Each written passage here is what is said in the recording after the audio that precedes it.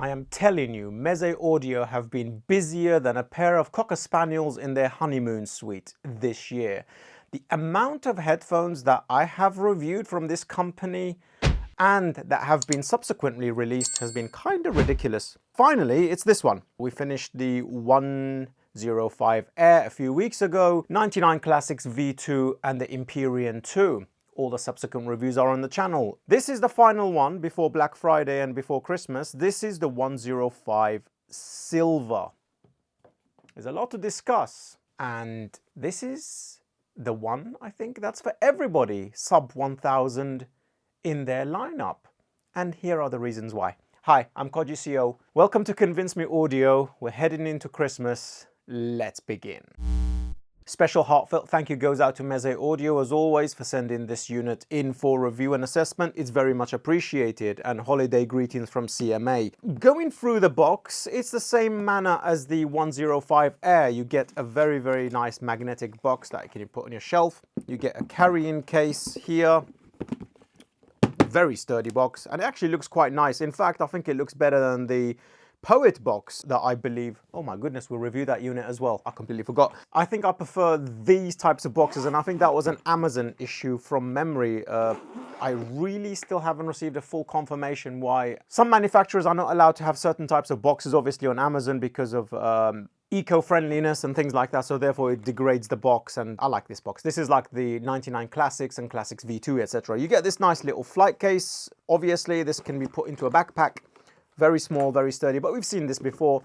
Plus the puck, which contains the adapters and the cable, which are currently out at the moment. Because we've done this so many times before, this is very sturdy and it looks very nice.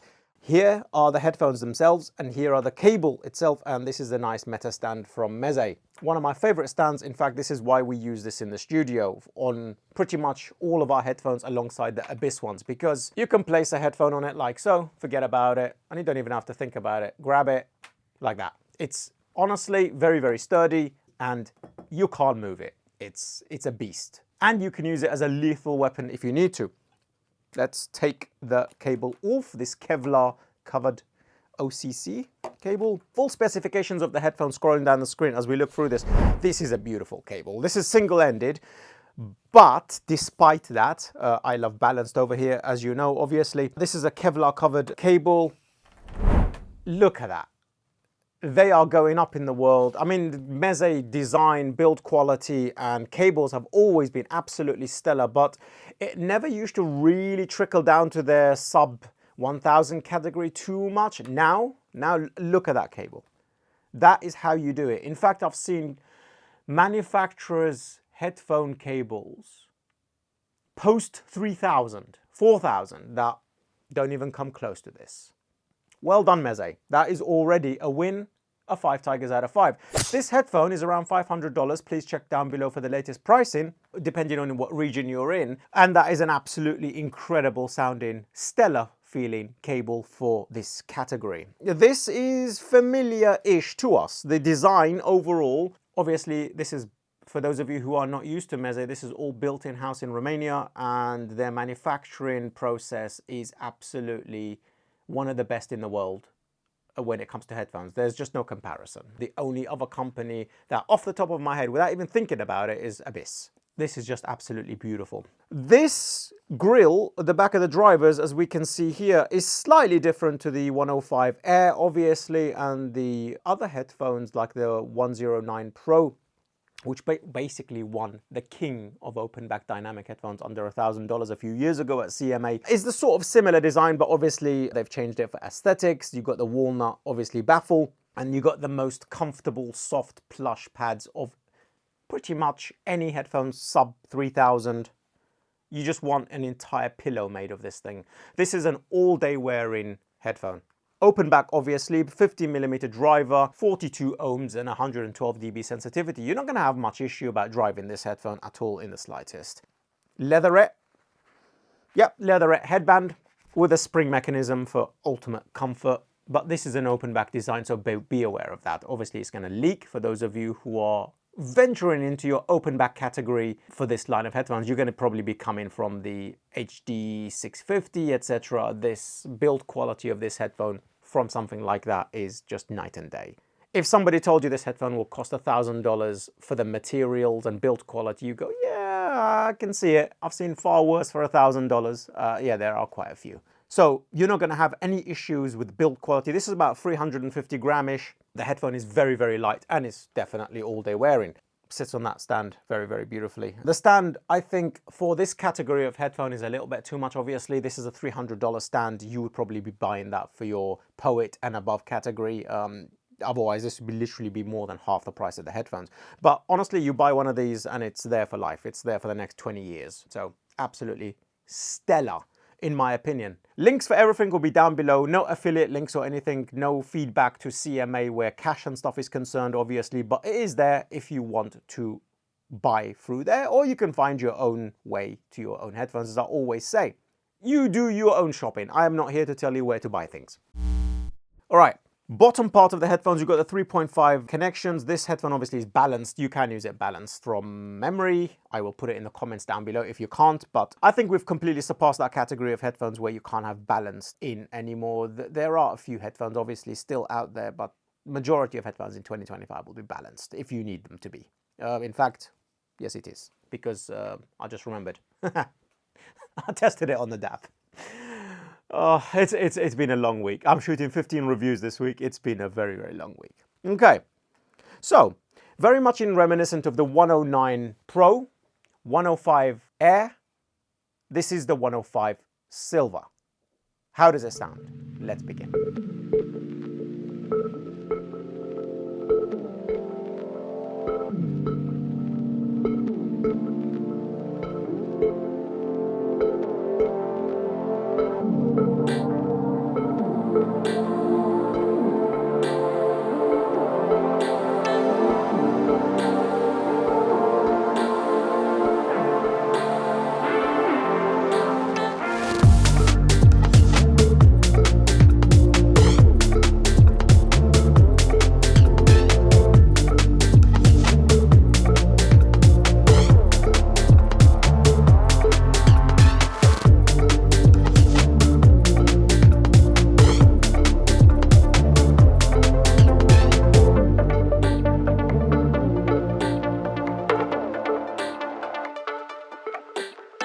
Ah, so comfortable.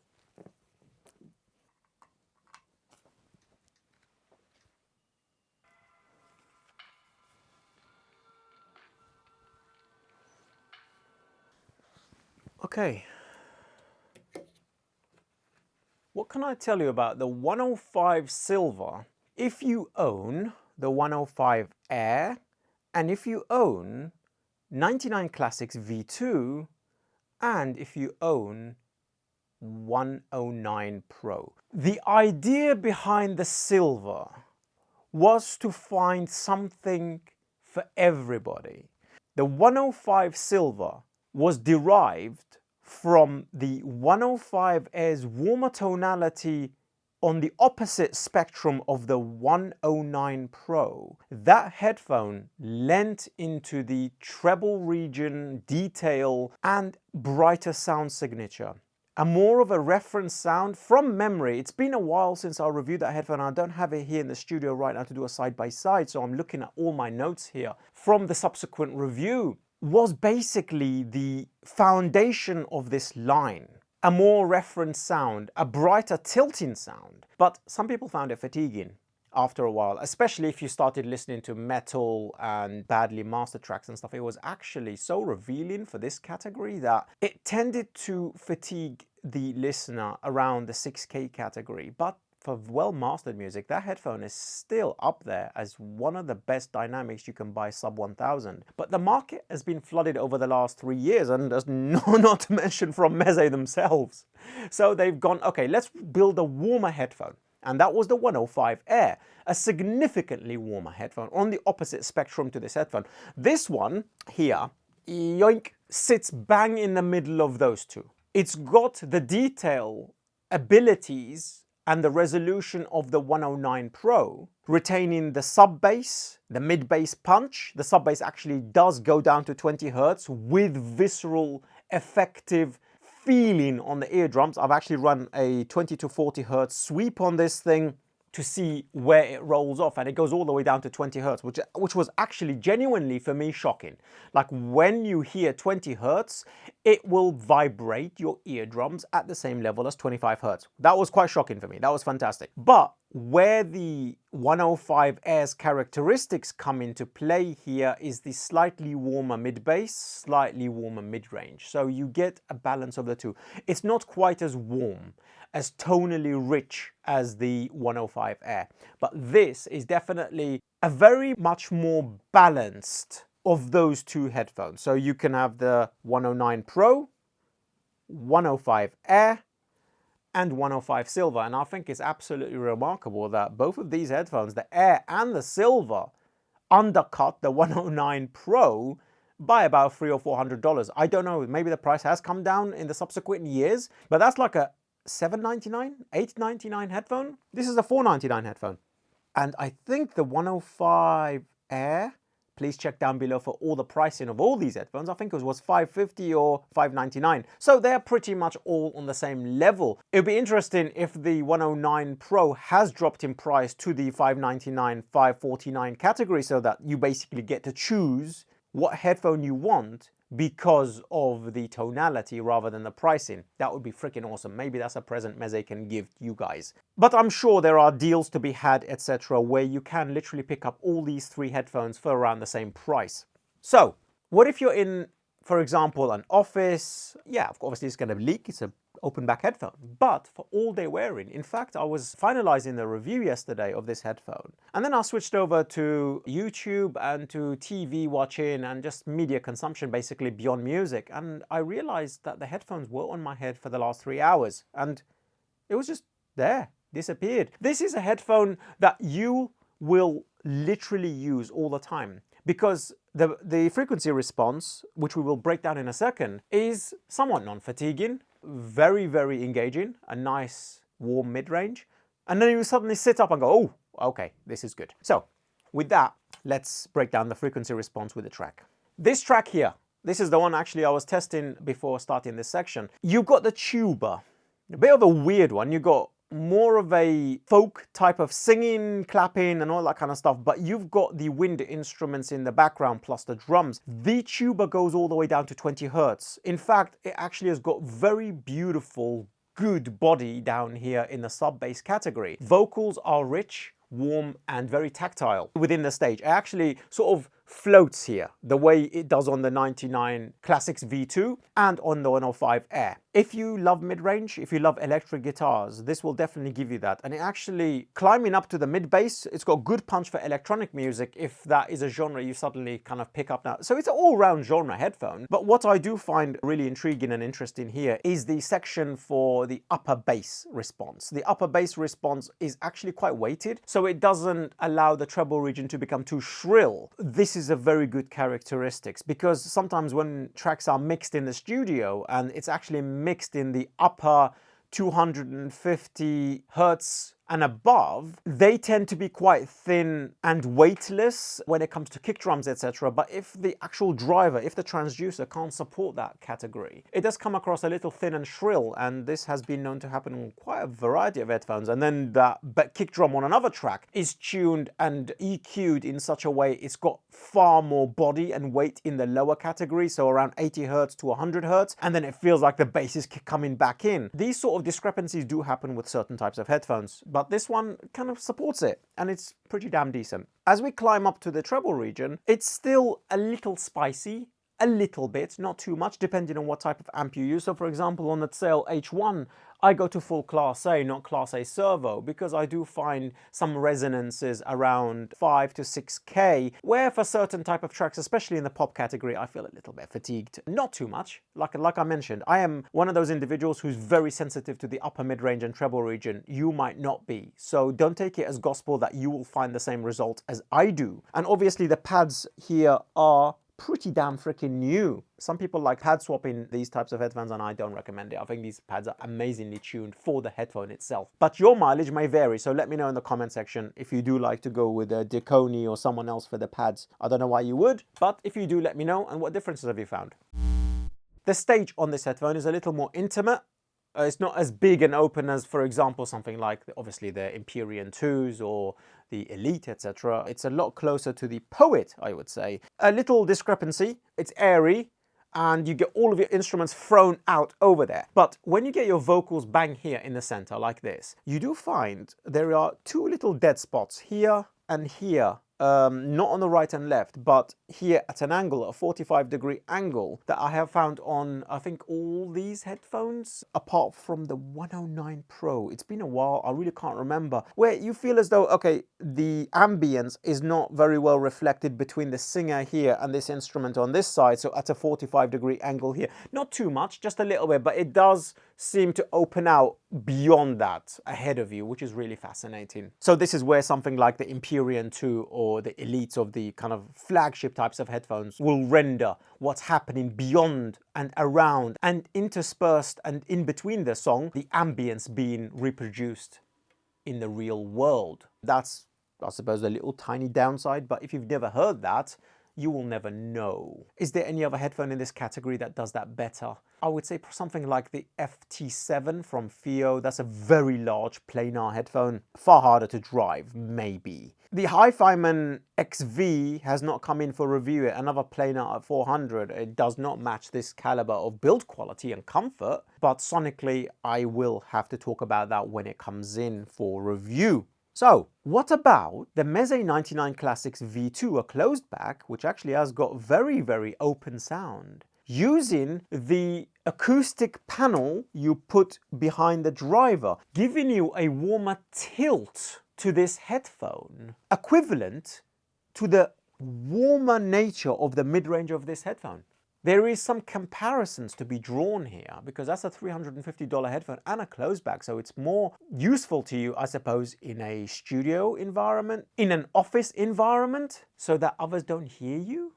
It's not as comfortable as this, though very, very comfortable, because the size of the pads, these are much, much bigger. This is a proper over-ear headphone. That will somewhat degrade the resolution a tiny bit, but you get that warmer tonality and thicker sound. This manages to retain that warmer sound and the weight of the mid bass without degrading the resolution, so that it's not as grainy in comparison. That was another tuning that was added to the 99 Classics V2 to give people the option to go back to the original 99 Classics, which has become a kind of like a staple in the community over the last decade. I think you get more here, unless that closed back nature is a thing you want. Can you drive this on the Mojo 2? Absolutely. This is 112 dB sensitivity, and if you've only got a Mojo 2 at your laptop here, like this one, I've always said that this has got the best DAC in it of anything sub $1,000. That includes the big boy standalone DAC sub 1,000. By the way, this has a much. This is the unit you should be buying if you want to spend $1,000 and below, and you do not have very, very hard to drive planars. Not only for the crossfeed and the DSP correction, which is absolutely outstanding on this, but for the versatility of optical, USB-C, and goodness, micro USB still here. But yeah, this drives it absolutely perfectly, and you can, if you want, drop the 3K region by about 1 dB and drop the 20K region by 1 dB, and you get a darker sound signature for this headphone, and it becomes a little bit less fatiguing and more laid back if you need it to. So these two together, for me, is absolutely fantastic.